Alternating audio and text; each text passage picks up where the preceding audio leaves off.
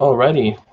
Hopefully everyone got an opportunity to watch the video that's linked in the chat box. If you haven't, you're welcome to either watch it now or wait till the end.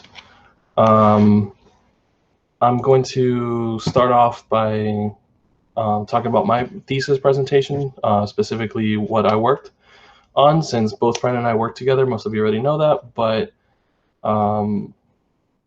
basically I want to make sure that we kind of each talk about our individual elements of it, and then now that you've seen the video, you can kind of see where the references are coming from for the rest of this presentation. Okay, cool. So my thesis title is Homebound, Spatializing the Immigrant Experience by Breaking Down Barriers in Virtual Reality. And this presentation kind of outlines the whole all the elements of my paper. This is a little bit more, it's not as detailed as the paper, obviously, but there's still a lot of facts and details in this presentation that we have to go over. So the overview for the thesis context element, we're going to go over the project overview, a brief history of immigration. We're going to lightly touch on a concept in virtual reality. I know some of the thesis committee are tired of hearing the history of virtual reality, so I'm just going to talk about what was important for me.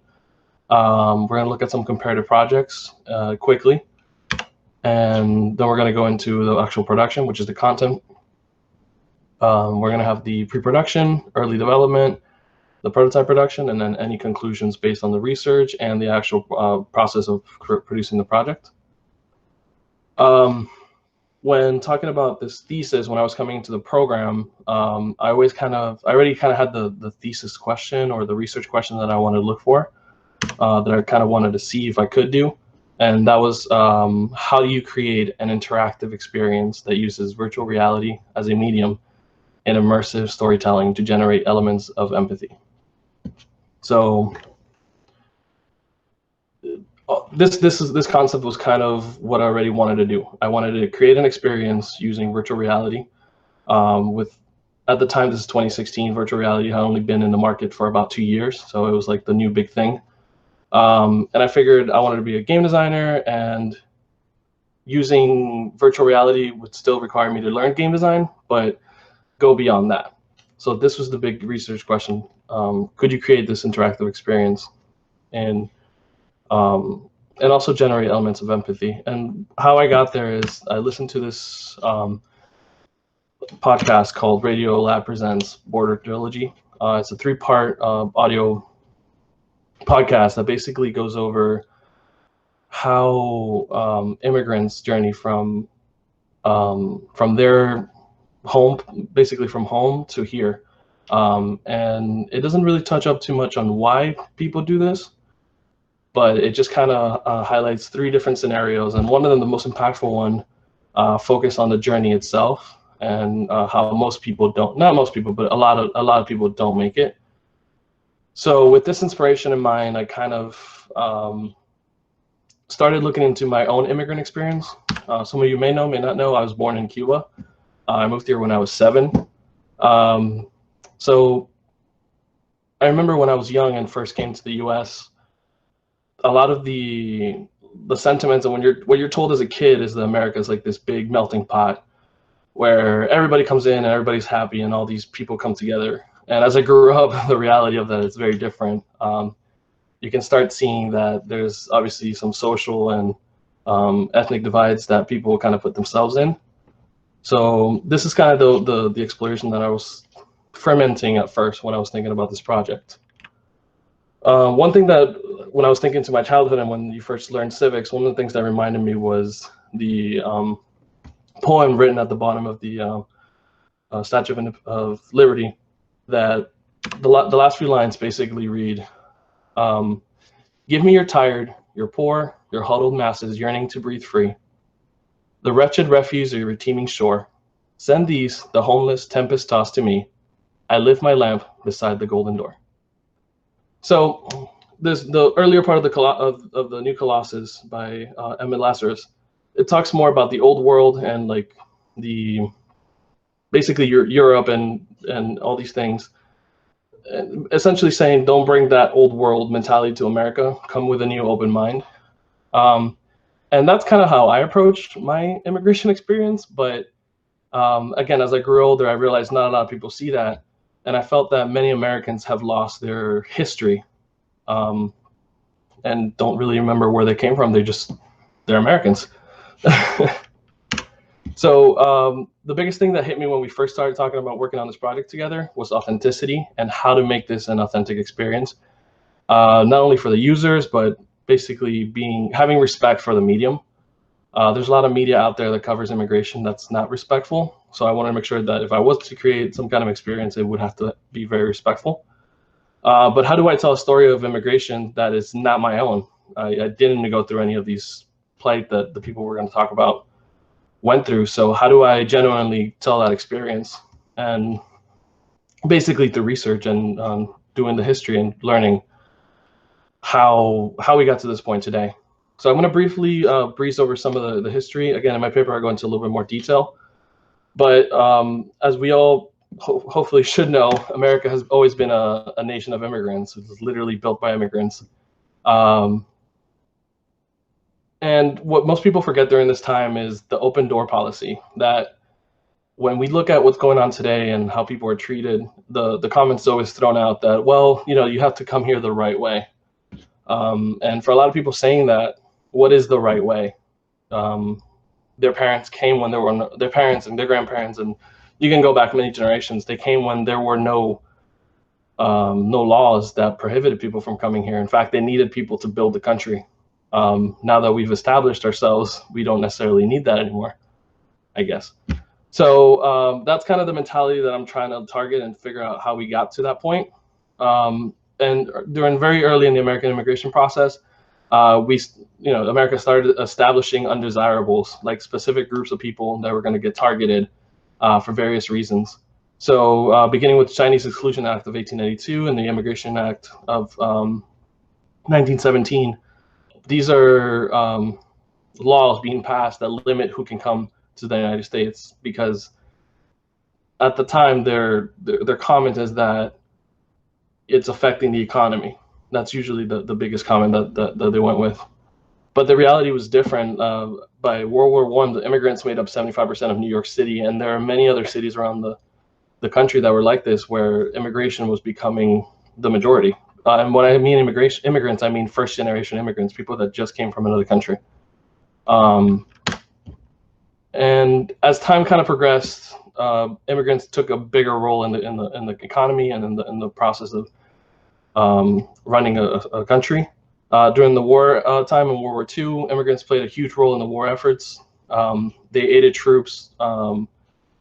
They were part of American troops, and they were also in joint operations. There's various stories that kind of feed through that. But some of the biggest some of the things that still affect us today happen more in the home front, where immigrants actually filled the void for the enlisted Americans that went off to war. And some programs like what's called the Bracero program, which is a connection between the United States and Mexico, that allowed Mexican workers who live on the border and other parts as well, but basically Mexican workers could come to the United States and work here. And they didn't have a legal status per se, but they weren't stopped. They could come in and go. They would do commerce here, and then they would go back home. Today, that established a lot of relationships, like in cities that are in bordering town cities, that you kind of have the process where half your family might have established themselves in the United States and the other half established themselves in Mexico. And it's still the same family. And then throughout the 40s and the 50s, they were used to being able to go back and forth. And then now, 60 years later, it stopped around the 80s and the 90s. As far as who got to come into the country, the Immigration Act of 1965 was the first major immigration reform since the 1917. And they basically set specific standards that kind of are still affected today. So they prioritize visas for family reunification, highly skilled laborers, and conflict refugees. So during World War II, many immigrants who were trying to flee Nazi Germany, they were actually blocked from coming into the country. So I think during 1965, that was kind of a priority for them to change. And during this time, there's conflict that's starting to still trickle down from World War II all over the world. And family reunification, they were trying to get make it easier for families to connect with whoever they left behind, and they still wanted highly skilled laborers, which is still a high priority today. During the 80s, more immigrants came from Latin America, so it started changing from Eurocentric immigration into more basically the rest of the world. And also illegal immigration increases because now we have certain restrictions that prevent just total number of people coming in. And that's the quota system. By the 90s, they kind of raised it a little bit, but you still see a huge spike in immigration and illegal immigration. This is also during the time of the Soviet Union collapse, so there's a lot of turmoil around the world. And in the 2000s, there's a few laws that we're trying to get passed that would help these people that are in limbo figure out a path forward, but those never fully materialized. And then something like DACA, which it's deferred action against childhood arrivals, prevents people who came as children from being deported and being able to kind of, they have this, again, this gray area that's not 100% legal status. It's being challenged all the time. So these people that find themselves in these situations, they don't have a lot of control over their destiny. So that's kind of immigration today, and how we all see it in the media. We all see how it comes up. So I'm not going to put a lot of those pictures up or anything. But I do want to highlight some research that I found along while I was doing my research that kind of highlights the power the media has over public influence, and how basically what the media can do for and against immigrants. And we all know some of these things are pretty obvious, but the research that I did gives you more exact numbers, or the research that these people did that I referenced in my paper, they give you more exact numbers on how this happens. But we know that politicians exaggerate the public's opinion of immigrants and often expand the minority opinion. And through my research, I found that with this kind of negative connotation that immigrants get in the media, sometimes it starts affecting their performance. So some of the researchers that we found, which are not particular to South American immigrants, but just immigrants, first generation immigrants in general. But we find that when they're exposed to anti-immigrant propaganda before, like a test, for example, they actually end up underperforming. And that's kind of like where we're at, where it kind of becomes a self-fulfilling prophecy. Like somebody says something negative about immigrants, and then immigrants, if anything kind of happens in that vein, then it just kind of propagates that process. We obviously know the media negatively depicts immigrants, but one thing that they really show them is usually as criminals, or it's only very recently that they started showing them as families coming, and that kind of shows you the shift in the immigration process. We know that more educated people who are educated in the topic of immigration tend to be more tolerant towards immigrants. And we know that the media basically is being used as a ethnic priming process, where the more you see your own, your own kind of media, or what you subscribe to, the more your sentiments get progressed. So some comparative projects that I looked at when trying to idealize the process and what kind of project we can make. I looked at a lot of films, particularly because I do come from a little bit of film background. So my process has become adapting like film techniques into game design techniques, and kind of VR is that in between, because when you play a VR game, you are the camera. So some of the films that I looked at, films and short series, would be Living Undocumented by Netflix, A 3-Minute Hug, Icebox, and a whole series on Vice News Immigration America. So Living Undocumented follows about 7 immigrants from different stages in their lives. Some of them have just arrived to the US. Others have been here since the 80s. And all of them, their whole families get uprooted by the new immigration system. And it's not that we have new laws that are changing. It's that before U.S. Border Patrol, ICE agents, and attorneys kind of had the leniency to do what it, if they felt that this case was different than other cases, they had the leniency to make that decision. Under the new administration, they no longer have that. So we see a lot more, some really crazy stories. A 3-Minute Hug is a very short documentary about an event that happened a few years ago where a group set up basically a safe zone between the US and Mexico. And these families got 3 minutes to literally see each other. And it's called 3-Minute Hug because that's what they did for 3 minutes. And it's a really beautiful documentary. It's very sad, but it kind of shows you the emotional connection between these two countries through the people. Icebox is more a dramatization of the immigration process. And I really looked at this one as a good approach because it's not necessarily true events. It's not a documentary. It's inspired by those. It's inspired by true stories of people that went through the journey. But it's told through a different story, through a narrative that's completely fictional. And then lastly, Vice Immigrant America really provided a lot of context of how the process of migrating looks, what the progress of migrating looks like, and how people go through this whole experience. Games I looked at, there was a lot of games that I looked at, a lot of VR experiences, but some of the ones that really highlighted for me was Life is Strange 2 is it's a narrative VR. It's a narrative game. It's not VR. It's just a standard game. But what's great about this game is that it does have an immigration theme to it. It's two boys who, through some supernatural reason, have to leave Oregon and have to make it back to a fictional hometown in Mexico, where their dad was from. But through the journey, you kind of get exposed to some of the racism and some of the anti-immigrant notions that are out there. And the game is a choice-based experience, which was a big inspiration for our project. So that was the top inspiration for me. Another one was Bury Me My Love, which when doing research on how they made the game, they went through a lot of trouble of contacting experts, and this game basically follows a protagonist. You play as her husband through text messages, and you're kind of getting her story indirectly through text messages.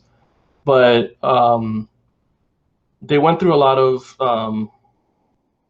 in order to make the game, they contacted a lot of immigration experts and attorneys in order to get the true facts of what these people went through, and we followed that process as well. And this one's a little cheesy, Call of Duty franchise, but there's certain scenes in the Call of Duty franchise that are really powerful when it comes to creating a user experience. So there's certain scenes, Call of Duty uses a lot of set piece moments where the entire world basically is shifting around the player. And what that means is that the player is part of the world, but the world is essentially, let's say, collapsing around you, and you have to react to it. So some of that inspiration got put into the Homebound experience. And then one of the biggest things that we were trying to get inspiration from was Carne y Arena, which is a immersive VR experience by Alejandro Inarritu. He ended up winning an Oscar for this experience. But the only problem with this is aired in Cannes Film Festival back in 2017, I believe. And only about 100 people got to see it. They did a DC exhibit, and probably another 50 to 100 people got to see it.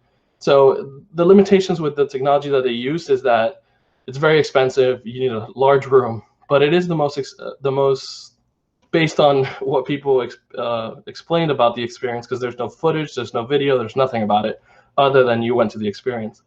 But based on the feedback, the feedback and the information that is out there is that it's a very realistic experience.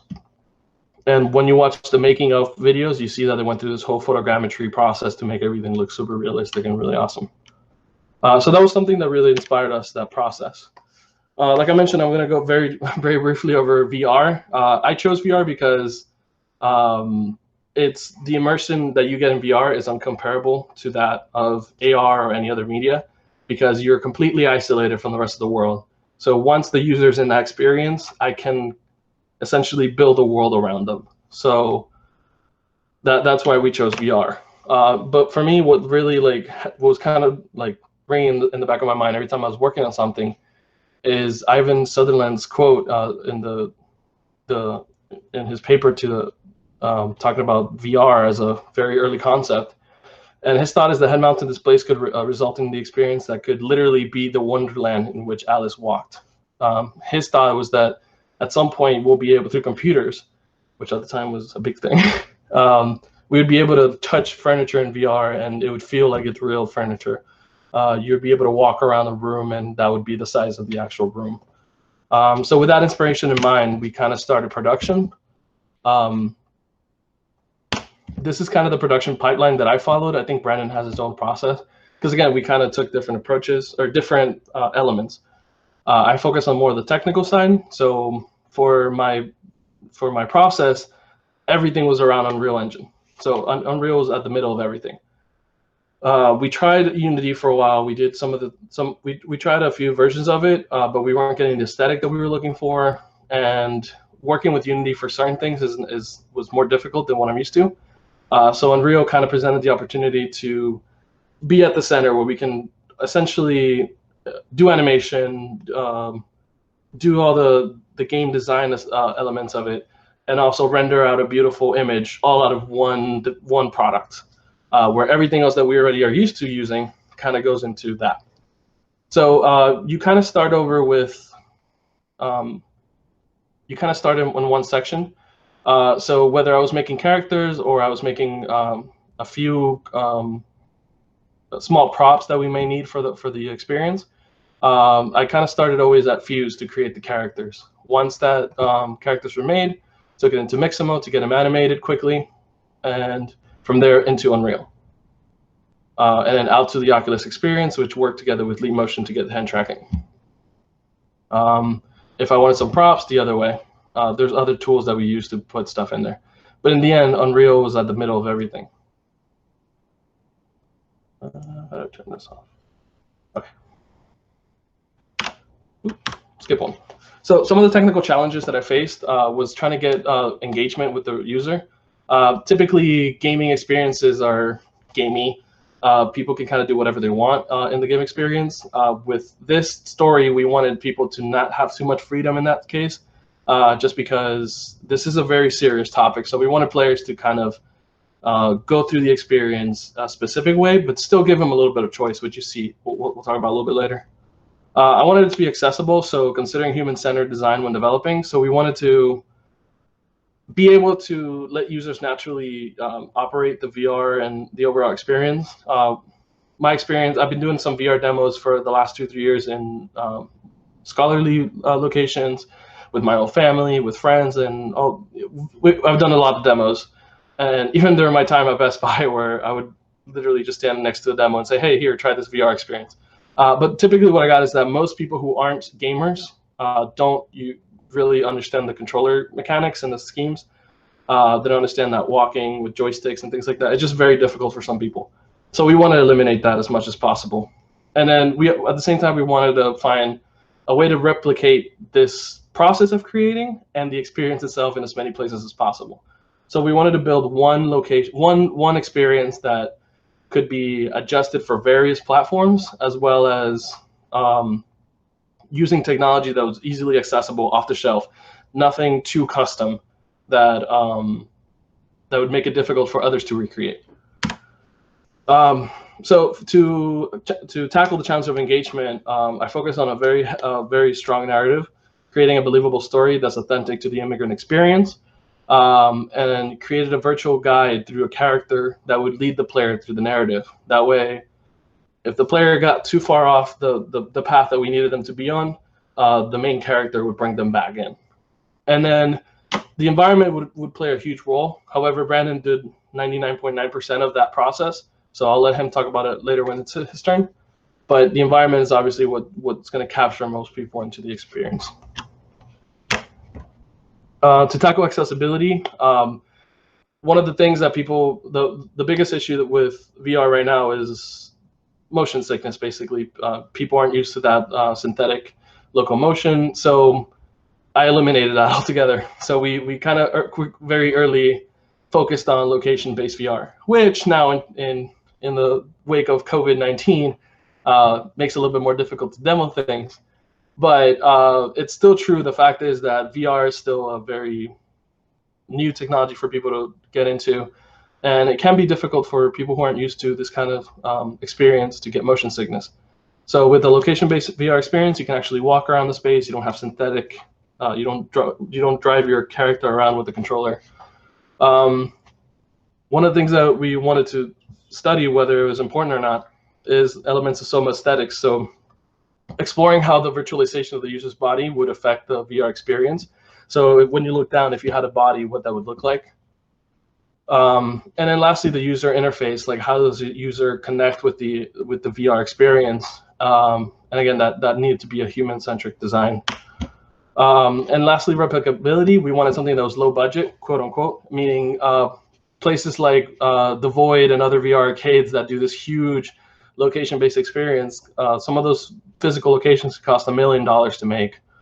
We wanted to use technology that wouldn't need a specific room size or specific location. You can just kind of put it on and be able to walk around. We want it to be mobile so people can actually walk around in the experience, but at the same time, be able to recreate it in different locations, or during the production process, be able to create the experience, whether at school, in the campus, or at home, which ended up happening. And being platform agnostic, so not being specific to the Oculus system, not using like the Oculus controller setup. A little bit of that we sacrificed with the Leap Motion, but I'll kind of get into that a little bit later. So before we can actually start production, we did a lot of research with the technology and what we can use. And then around sometime during last semester, we did some pre-production. Which we did a proof of concept over the last year or so. We've kind of been working with the project on what this could be. So with the first proof of concept, I did a visualization for an exterior and interior space. This is the interior space.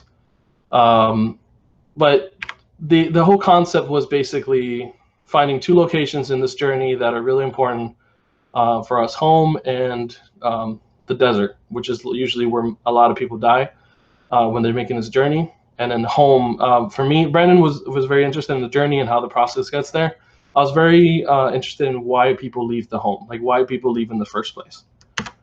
And as far as the proof of concept, the kitchen was kind of the most Hispanic.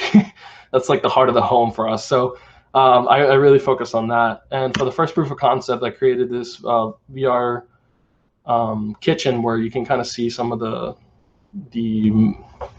location, like what a typical Spanish home would be. All my videos in here are GIFs. They have no audio, so don't worry about audio. It's more just to get like the visual experience. And yeah, so this is the proof of concept. Can you have this like room in VR, and can it feel natural? Can it feel Hispanic? And can you interact with it? This is back in spring 2019, I think. So from there, once we knew we could do it in a very small scale, Brandon focused on the exterior map. I'm sure he has some footage for that later. But once we figured out that we could do it in a very small scale, we want to expand it a little bit further into a more prototype, something a little bit more finished. And originally we had a lot of locations and a lot of ideas that would be one-to-one to the true immigrant experience of today. But after having some discussions with the thesis chair and just the overall scope of the work that we really needed to do, we obviously realized it's too big. So we opted to choose smaller locations. And Brandon, through his creation, will talk more about all the different locations. I'm going to talk mostly on the market scene, because that's where I spend most of my time developing the technology that would make this location even more believable than just the virtual space. So the concept art for the market, we kind of figured something that blends various locations. When deciding and talking about the process of creating this market, we wanted to feel home, like home, but we didn't want it to be at home in Mexico, at home in Guatemala, or home in one particular location. It was more an amalgam of Hispanic cultures and South American cultures into one location. And I'm sure, again, Brandon will probably talk more about this. As far as the process goes, for creating the concept art for me, this and the previous images were kind of the same process, where I would do a photo collage first from different images, then do kind of a sketch around it, and then recolorize the sketch to make it look my own. So applying some of the prior research that we did during the spring semester and our research posts that we've done before, some of the we tried the Soma Aesthetics thing. We did a full VR body using the HTC Vive trackers and things like that. But we quickly realized that one, it's difficult to do that the right way, and two, when you look down, having a body, yes, it might sound like a good idea when you kind of miss your body when you first get into the VR experience, but the jankiness of having a different body that's not your own is very off-putting to many people from what we experienced. And when we went around to these VR arcades that do location-based VR, not a single one had a body. Every single one just had the hands. And every VR experience coming out now, even large AAA titles coming out, none of them have a body. And after our research, we kind of understood why. It's just, in theory, it sounds great. It'd be nice to move your leg and be able to see your leg. And in the future, it'll probably be possible and it'll look great. But where the technology is right now, it actually hinders the experience a little bit. So the biggest thing that we were tackling when we first started figuring out what technology to use was what kind of technology we wanted to use for the tracking of the space. So we had the base stations versus the inside-out tracking challenge. So we're used to, like, the first generation of VR experience or VR headsets. They used what's called outside-in tracking. So you have like base stations in certain parts of the room that look inside, find where you are, and they place you in that room. So consumer grade stuff is awesome. It's good, but it's not too, the scale that you can do is very small. This is kind of the concept. You just have base stations all over. Images by Monisha Silveresh, who gracefully helped us visualize some of our concepts. So that's consumer inside-out tracking. Pro outside-in tracking, is using OptiTrack systems, which are very expensive, and again would go against our budget constraints that we're kind of aiming for. So we couldn't really use something like this. And luckily, during our development time, Oculus and a few other VR manufacturers came out with inside-out tracking, where basically the headset, from where the headset is, it's looking around the room and finding its location within the room. And it uses computer vision technology to kind of take images, black and white contrast images, and once it finds points of interest, it'll, as you move around, calculate how far you are from that and triangulate yourself within that experience. What's great about that is, as you can kind of see in their visualization, you can expand beyond what your regular room scale is. And theoretically speaking, it's unlimited as long as there are points of interest for the headset to be able to locate itself. So that was kind of the technology that we went with. We did some earlier trials with Windows Mixed Reality headsets, and they were not as good because it was the earlier technology. So we opted to use Oculus. The first thing we did after that, once we got the technology down and while we were developing the environments, excuse me, we try to do our experience at the Fort Lauderdale Metro Lab. And because it's just a large room, it's 40 by 30 feet, and that's plenty big. We could put plenty of points of interest for the headset tracking to work. So when we went out there, we were trying to figure out how to find where basically how to orient the character within the virtual experience. And we figured instead of measuring the whole room, we could just scan it. And that's kind of what we did. We scanned the room. We also did the same thing for LA 415, and our thesis presentation was designed to be in LA 415, but due to COVID-19, here we are. But basically, from that room scan, we can put it into our virtual world, and as long as the scaling is the proper dimensions, we can scale the whole world to fit a certain size based on the real world. It's almost impossible with that method to get a one-to-one scale. very difficult to get 100% accuracy, but if you're within a few inches, you're okay. And then another thing is, we weren't going to have the players go all the way to the walls. We were basically going to use the set design of the virtual experience to block players from going beyond that. Some of the testing that we did, you can find some obstacle avoidance, so players can actually see an obstacle in VR, and also be able to navigate freely through the environment. Play GIF.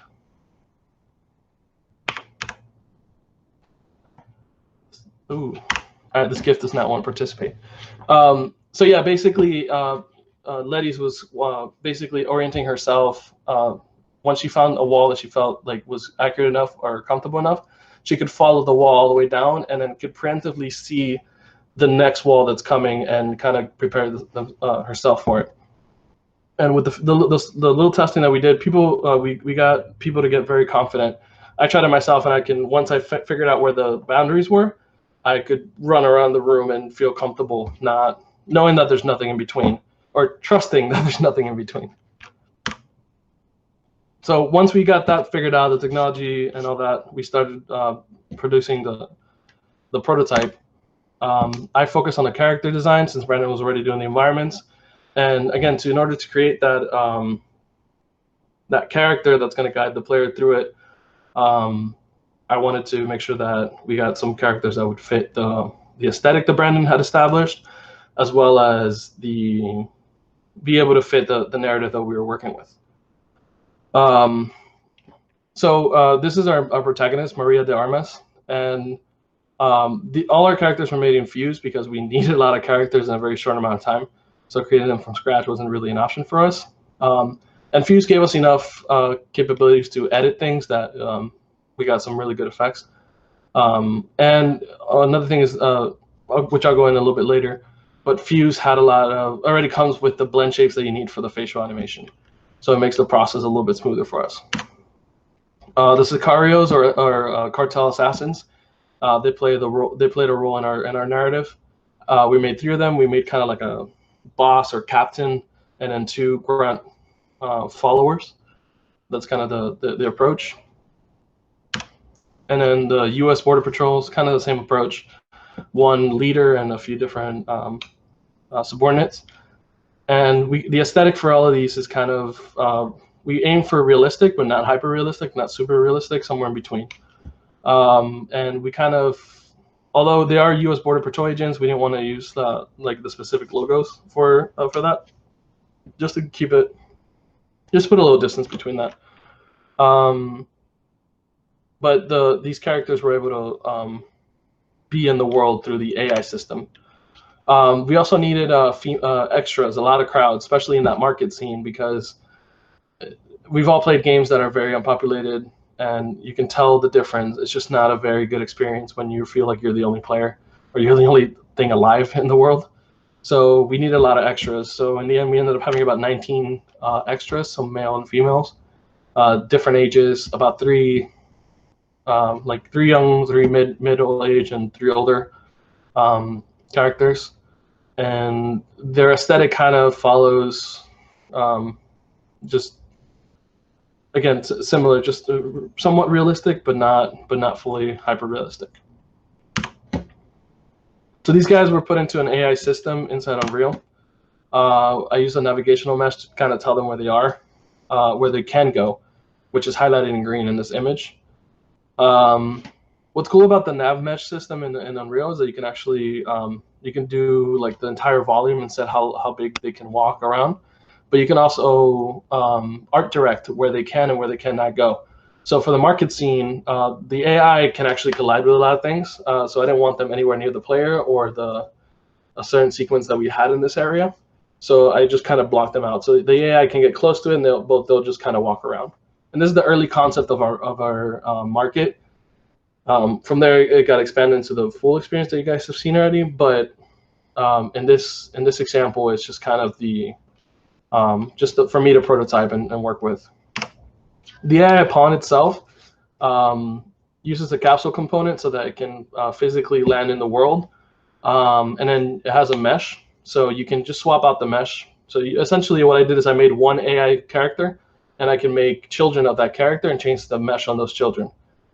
In Unity, that's not as easily done. You would have to have individual ones. And what's cool about Unreal is that that process of creating children makes it a lot more efficient, because when you start the game, it only calls one character. So it loads the meshes and it loads the AI, but then the rest are just referenced. They're not calling it every single time. So it saves a lot on performance. Excuse me. And then they do have a character movement and a pawn sensing script in it. So the character movement, basically the same thing you would use in a first-person, third-person character controller. They have that built in so they can navigate around the world. And they also have a pawn sensing, which is that green line you see coming out of them. And you can art direct that to say, hey, you have a very wide viewing angle, or you have a very narrow viewing angle. And all that stuff kind of affects the behavior of the AI system. I'm not going to go through all the blueprint stuff, but basically I made a blueprint. I made two. I made a simple AI and an advanced AI. The simple AI, basically every few seconds at random ranges, it would make the AI go from one spot to the other and then stop and hang out for a little bit and then go to the next one, again at random intervals. So that one gives it like a little bit more natural feeling instead of having the whole city moving all the time around you. Those that kind of stop around and look around for a little bit, it just makes it look a little bit more natural. The advanced AI was looking for specific points, and that uses a behavior tree. So once the game launches, they have to look for a specific node, a data location that I put in the map, and they go to that one, and then once they get to that one, then they go to the next one, and they just kind of cycle around the city. That way you kind of get the appearance that there's people walking around. So the pawns will walk, but if there's no animation on the characters themselves, they're just going to float around. Excuse me.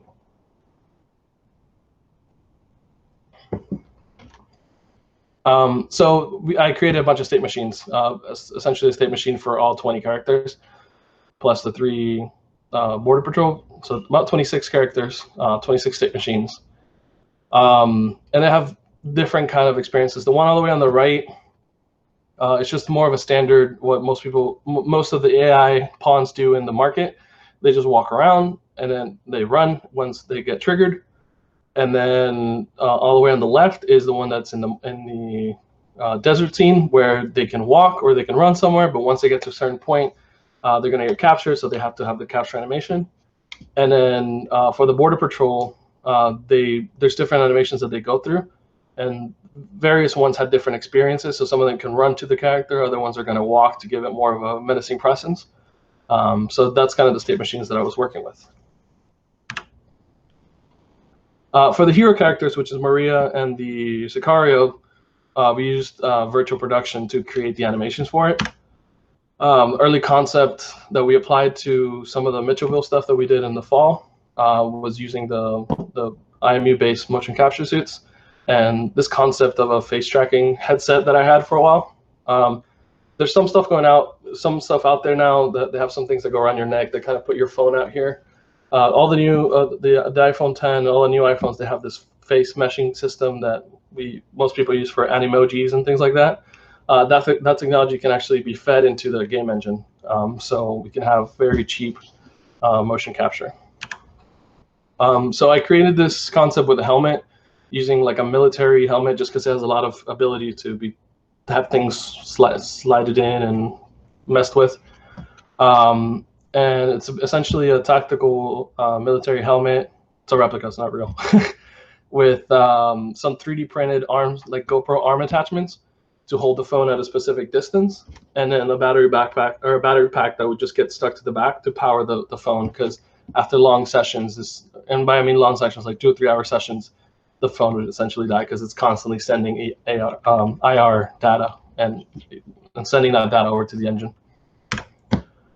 For the face capture setup, we used the Rococo Studio, which it has the motion tracking for the suit, and then they also have the face capture. I tried to do some custom face capture, but it was taking too long to create it from scratch, and it just wasn't looking that great. Rococo gave a good solution that integrated directly into the engine, so we used that.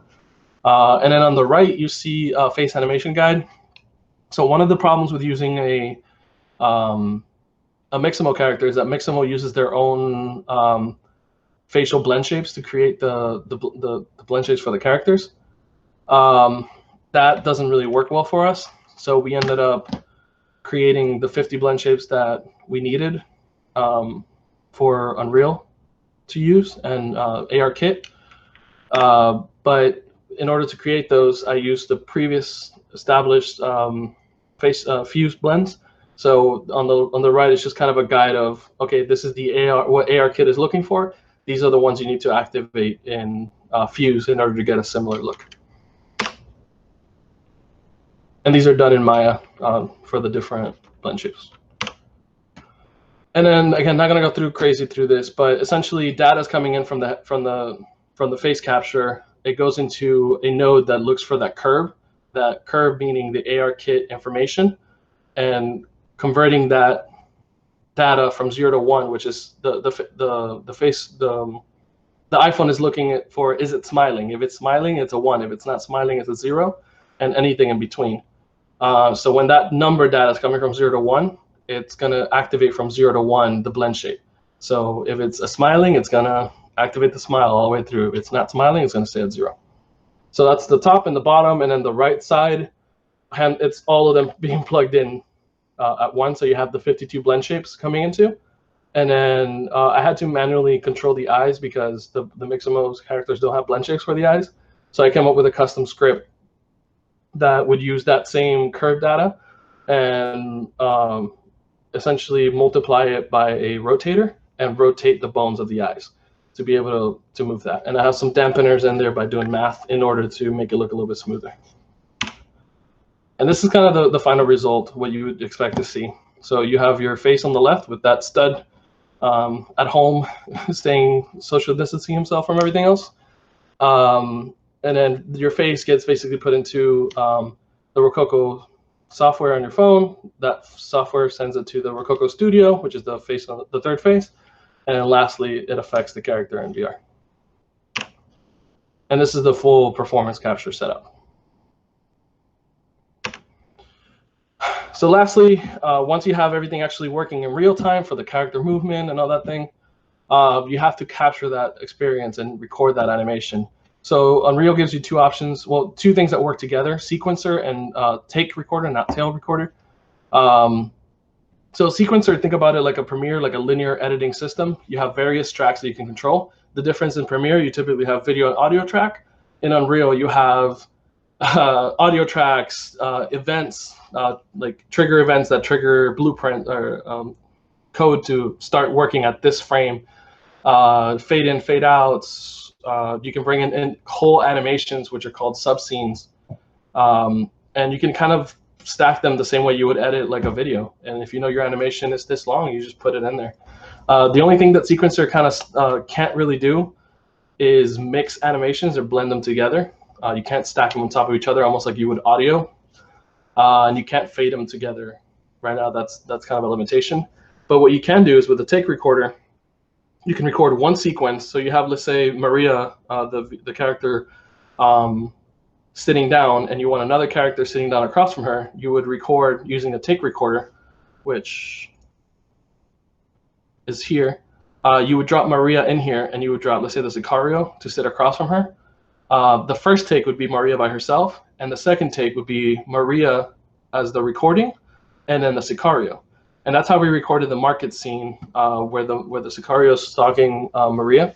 Letty's played the Maria character first, and then she played the Sicario character looking for Maria. And as a director, I just art directed her while she was doing the experience, saying, hey, walk a little bit further, and you're there. Okay, do this action. And these are the different big scenes that were recorded. The other scenes at the beginning and the ending, they're more just scripted. They're not really, they don't really have like triggers or anything like that. So it's just kind of playing with code. So the final outcomes from all that. As far as engagement goes, I created a virtual human that can guide the player through the narrative. If you watch the video, you can see what that kind of looks like. In the VR space, it's a lot more intuitive. It really feels like you're there. Accessibility, users can walk around naturally. In the video, you can kind of see me walking around the volume. Granted, I had a very small volume in my house to do the demo, but that's scalable. As long as you direct it inside the space, how big you want it, that can be changed. And they can walk naturally using their hands to interact with the virtual world without controllers. And we were able to generate this content from campus, from 2 different buildings in the campus, 3 different buildings, LAES and the Metro Lab, where we did some of the research and some of the motion capture, and also at home where I was doing motion capture like 4 a.m. 2-3 days ago to do some finishing touches. So yes, it can be replicated in different locations. And the final research question that we had at the beginning is, how do you create an interactive experience that uses virtual reality as a medium to immerse and a medium in immersive storytelling to generate elements of empathy? I've done the create the interactive experience part. The future of this project is measuring those elements of empathy. And our concept right now is to apply to an Epic Mega Grant as well as other grants and kind of funding to see if we can continue the project and make it look a little bit nicer, smoother, better, and also be able to do maybe partner with some other researchers to get more of that empathy part, which again I think is a good segue for Brandon because some of his stuff deals a little bit more with that. And Topher, I don't know if you want to jump in. That would be my part. We can do Q&A or anything like that. So we could take a few questions specifically for Alberto right now, and then we'll move on to Brandon, and we can have questions for both at the end. Is there any specific questions for Alberto that anyone wants to ask?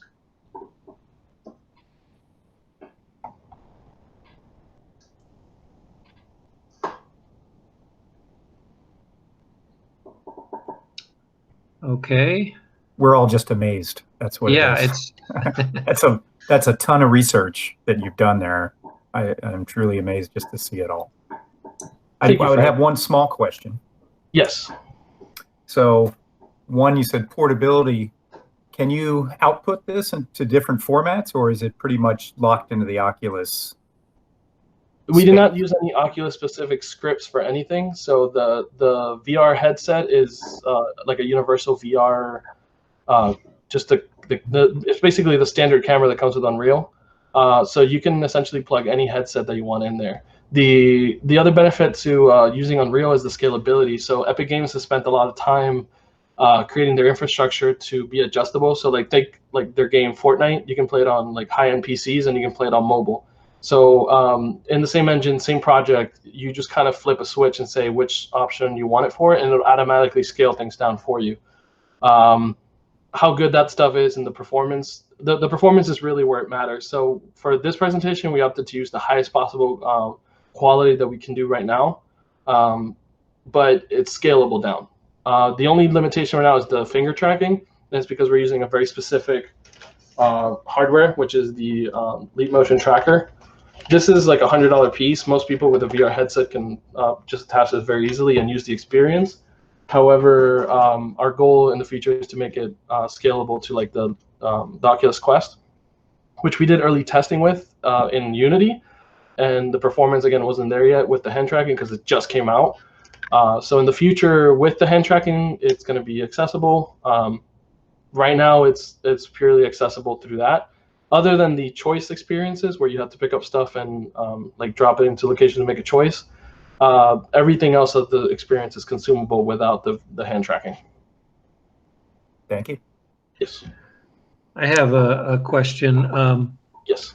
The facial motion capture, I thought the body animation was really good, but some of the facial motion capture varied a lot. Like I didn't really see much happening in the interrogation room. There was a little bit more in the market.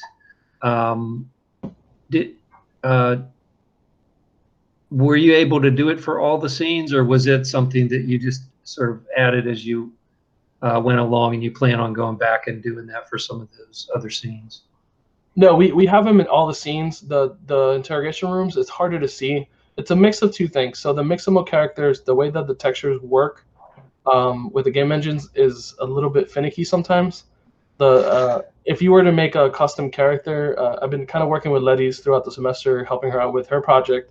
And I think with her, it's going to look a lot nicer because she's making a custom character and she's creating the blend shapes from the beginning, whereas I'm adapting other blend shapes to look like the AR kit blend shapes, and that's where the problems kind of arise, where you're there's a lot lost in translation, let's say. So that's why sometimes it's not as accurate. The blend shapes or the actual face animation is throughout the entire experience. If you put it on lit, like if you take off all the lighting, you can see a little bit more detail with the face capture. But again, it's more on the models that we use because we needed that speed and the ability to create these characters fast. The models aren't optimized to show that facial animation, versus creating your own custom character would really be the best way to do it. Which, again, for Mitchellville and things like that you guys are doing, that would be the process to take. For your B characters and your crowds and things like that, no problem, you can use mixable characters. But for the ones that you're going to have close-ups and things like that, you definitely want to use some custom blend shapes. Okay, thank you. One quick question, I guess. Yes. I was also, like, blown away by the visuals. I think they're pretty amazing, and the fact that you're implementing AI to make that happen, I think that's really great. You've mentioned for going forward, as this project progresses, that you are interested in measuring elements of empathy. Yes. And I was just wondering how you were planning to go about doing that. I mean, I'm not a social scientist or psychiatrist or psychologist or anything like that, so I don't know what how one goes about measuring that or creating some kind of set of metrics. And just kind of curious what you had in mind for that. Sure. I am also not a social scientist, but with some of the partnerships that we have in the video, we kind of have a video at the end with the immigration attorney, and I think those partnerships are going to be key to moving this project forward. So finding the right or finding a partner to do that social science research for us or with us. But right now, so we have one choice in the current prototype, which is to deport or not to deport. And then you kind of get some time after that to hear like the true narrative of these people and reflect on that. So in future iterations of it, that concept of having time in the virtual space after you make a choice, sitting down with yourself and kind of like saying, shoot, is this the right choice? Did I make the right decision? And then maybe having a platform to have that conversation after, whether it's through like a questionnaire or even within the virtual experience, having a conversation with like a virtual character to further that. Those are all things that are kind of at least in my mind. But yeah, it would definitely be a partnership with a social scientist, just because using that choice system can give you a very good like yes or no, like these many people made these specific choices, which a lot of like the choice-driven games do that. When you finish a level, it compares your choice with other characters or other people who have played the game, and it shows you like, hey, out of all your friends, 3 of them chose to deport, 1 of them didn't. Like that kind of connection has already been made, and to me as a consumer is very interesting to look at. But more data-driven solutions would be better, I think, for this project to get like real data. And again, empathy is such a subjective thing that like measuring that I don't think is going to be an easy task. But at least being able to measure it to the point where we can have a conversation about, hey, how did you feel about that? How did you feel about making that choice after you built a relationship with this character? Okay, that's good. I'm glad. I think the conversation platform is a good place for building this. I think you're looking more at anecdotal data, more so than kind of hard. We got 58.6% of people who were 80% emphatic, or I don't know, whatever. I think the anecdotal part is probably the most valuable thing you could generate from something like this, and that helps kind of amplify the stories of your characters. So I think that's maybe that's kind of how I would look at it as as an author or director or whatever, because then you don't have to get locked into academic research metrics. I mean, I think that's a little for the sake of your thesis. I mean, if you had that previously, that would be something of particular relevance. But I think the key takeaway, once you develop that platform and have the conversations, are the additional stories that you're going to be able to gather and then fold into the next iteration. So looking forward to that. Looking forward to getting more funding to do that. I wanted to just comment on the binary choice there. I think that's a really good element there in the interrogation room. One thing that I noticed and I don't know that people would play through more than once, but I assume that at some point there would just be one choice and result shown in the playthrough, and I noticed that the animation was the same whether you picked up one of the I thought it would be nicer if the character Maria had different animations triggered if you picked up the deport paperwork as opposed to picking up the other paperwork. Yeah. So I mean, she started crying in both. I noticed it was the same animation. Yeah, it's the same animation. However, I think part of that is kind of brings me back to some of like the early filmmakers where they, I forgot, I think it was Eisenstein. I might be wrong, but that scene, when I got to that point, I was like, I want to try this out and see if it works. So the concept behind that is, if you have the asylum paper in your hand, the crying might make you feel that, okay, she's happy. She realizes that you picked up the asylum one, and she's happy that you're going to give her asylum. Versus if you pick the other one up, she's sad. She realizes her future that's coming. So it's kind of like if you show a picture of a baby and a man smiling, and the user makes that decision. Versus if you show, it did that a little bit. Yeah, that was kind of the intent. It did do that a little bit, but also at the same time, I more explicit. The same animation. Yeah. So I think that if you weren't going to make your choice immediately, well, I guess you wouldn't see the same animation. It's just because we're seeing it on your video. Correct. You would not be seeing the same animation unless you played it again. Yeah. Yeah, and in the video, the original version of the video that you saw had it looping. Once you made the decision, you watch the track at the end, the context of everything, and then you go back to the beginning. It takes you right back to Homebound. And a lot of the comments from the users that have had played the whole experience is that, okay, when I started the game the first time, I see Homebound doesn't make a lot of sense. I'm in this like really weird surrealist environment, not sure what's going on, and then you kind of go into the narrative. By the end of it, when they get back to it, you kind of realize that's like a dream sequence that you've kind of lived through that experience, and then you get to relive it again and make different choices. And in the larger scope of the project, we do have multiple choices along the way that get you there, and there's different locations that you can end up based on your decisions to get there, which is, again, it parallels the narrative of immigration. It's not like we're just coming up with these places that we want people to go to. It's just like, depending, as an immigrant, you get all these checkpoints that you have to make decisions, and when you get to that location, you as a player, you get to make those similar decisions. And the final video that's in the television sets as the credits are going, that was an interview, or was that scripted? No, no, that's an interview. Yeah, it's a really good interview. Yeah, it's Israel. Brandon has the full video, and then we do have we're working on a documentary to go along with the project in the future. But that's like about an hour-long interview that we have with Israel, who's an immigration attorney.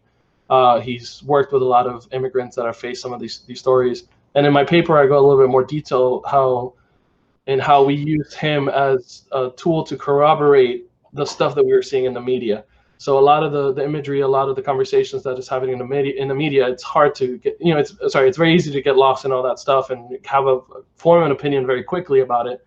But through him, we got the opportunity to corroborate because it's somebody who has actually spoken to these people. He has these narratives, and he's involved with the process that's going on today. And he's personally of immigrant descent, and his family we learned about the Bracero program through him, and something that his family went through. So his insight was really great to be able to tell, okay, this stuff in the media is exaggerated. This is what's actually happening. I would, because I don't think I saw anything saying who he was. At the end, it might be. Yeah. Well, pardon? In the titles at the end, as you're looking at the. Okay. Yeah, it was in there. He's the fourth person. Yeah. Okay. Yeah, I think it does help to know who he is. Okay. So maybe you might want to put him first, because when he comes up, in some way that so that you make the connection between that title and the person in the TVs. Got it. Okay. Any other questions before we move on to Brandon?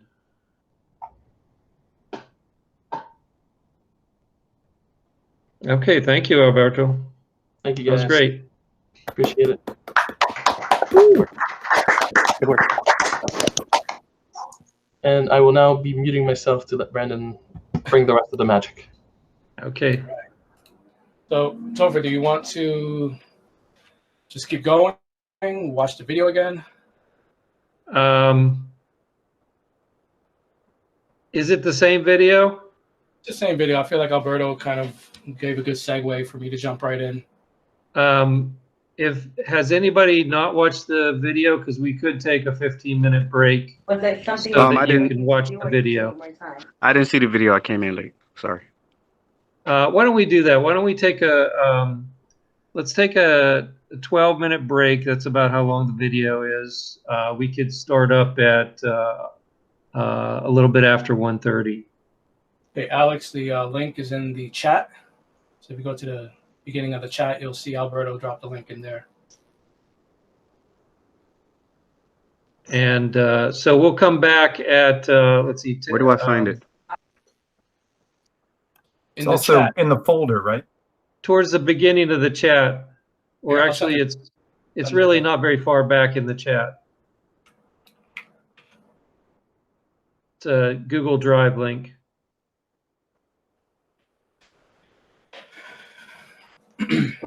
There you go. Oh, sorry, it's a YouTube link at the beginning. Okay, all right. I'm gonna take a look at it. And I know you said because Thank you. You have some college credits. What year did you actually?